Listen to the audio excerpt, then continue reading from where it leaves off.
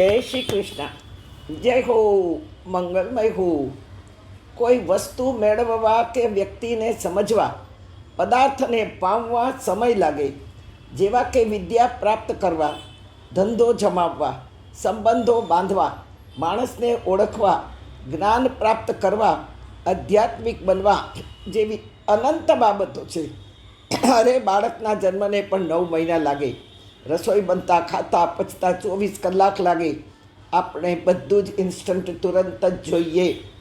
ગીતા ખાતા પીતા બેસતા બોલતા સમજતા જેવી કેટલી વાતો ગીતા શીખવી રહી છે, શ્લોક દ્વારા શીખવી રહી છે.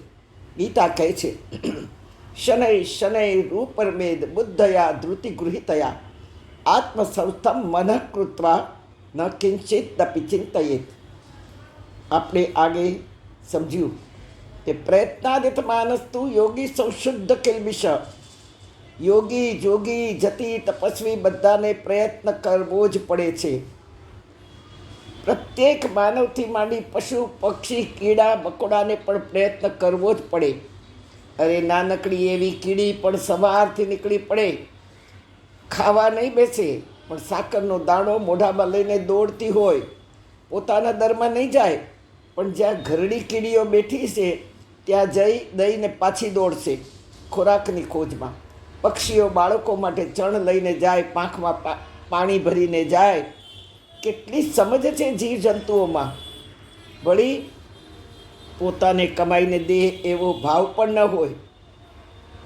ઈંડા મૂકે, બચ્ચું થાય, પાંખ આવે અને ઉડી જાય. મા બાપ પંખીડાને બિલકુલ દુઃખ ન થાય, એ પાછા એની ઘટમાળમાં ગૂંથાઈ જાય. કારણ બુદ્ધિનો પારસમણી આ જીવસૃષ્ટિ પાસે નથી. આ બધી સૃષ્ટિને જીવસૃષ્ટિ કહેવાય, જ્યારે માનવને જીવન કહેવાય, જીવન મળ્યું કહેવાય. જ્યારે માનવનું બાળક 9 મહિને આવે ત્યાર પછી 9 મહિને ચાલતું થાય, વિદ્યા પ્રાપ્ત કરતાં વર્ષોના વર્ષો જાય, યુવાન થતાં 25 વર્ષ નીકળી જાય. બધું શનૈ શનૈ એટલે ધીમે ધીમે. ભગવાન શ્રી કૃષ્ણ ગીતામાં શનૈ શનૈ 2 વખત બોલ્યા છે.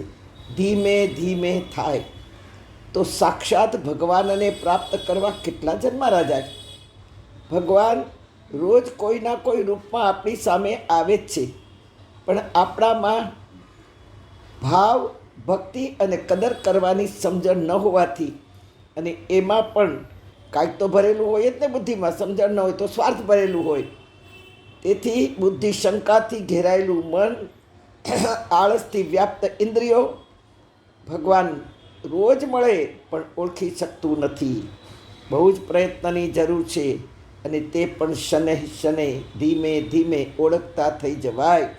આપણો અને ભગવાનનો અવાજ એક થવો જોઈએ. પછી તો એક અવાજ થયા પછી આપણી બધી જ જરૂરત ભગવાન સામેથી આવીને મિટાવી દે. કોઈના કોઈ રૂપમાં ભગવાન આવે. આજે મોર મુગટ બંસી લઈને કોઈ પણ બાળક આવે, ભગવાન જ છે, પણ આપણે એને સમજી શકતા નથી. આપણે એને કહીએ, કોનો બાબુ છો, ફોટો પડાવો છે? ના, ભગવાન કે તું આખો દી ગોપાલ કૃષ્ણ, લડ્ડુ ગોપાલ, આખો દિવસ તું કૃષ્ણ કૃષ્ણ કરે છે એટલે હું એ રૂપમાં આવ્યો. પણ એ રૂપમાં ઓળખવાની આપણામાં ક્ષમતા નથી, બુદ્ધિ નથી. બુદ્ધિ છે તો એવો ભાવ નથી, ભાવ છે તો મન અશાંત છે, મન અશાંત છે એટલે ઇન્દ્રિયો આળસમાં બેઠી છે.